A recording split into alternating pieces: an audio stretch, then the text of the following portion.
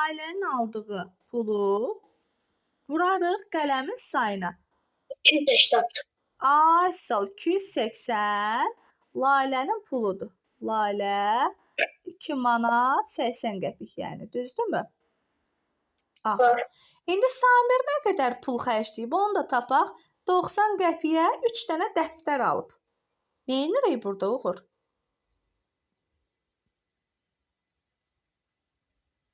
$90 qəpiyə 3 dənə dəftər alıbsa neynirik? Necə tapırıq? 93 vuruyor. Ay, sağ ol, vuraq görək. 270. 270. Bu kimdir? Samir.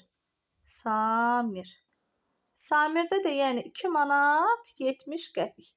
Düzdürmü? Deyir ki, kimin pulu daha çoxdur? İndi kimin pulu daha çox oldu? Lalə. Lalənin, ay sağ ol. Misallarını yaz ha, Uğurum. Yaxşımı? Lalənin pulunu necə hesabladıq? Onu yazırıq. Samirin pulunu necə hesabladıq? Onu yazırıq. Altından yazaq ki, Lalənin pulu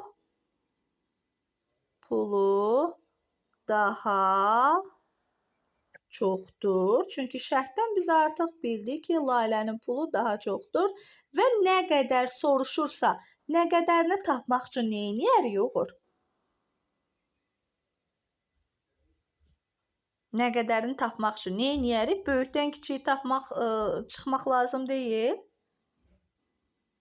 280-dan çıxırıq. Aha. 270. Bəli. Aha. Sonra da yazırıq ki, 10 qəpik daha çoxdur. Anladıqmı balam? Bəli. Çətinlik qalmadı? Xeyr. Afərin.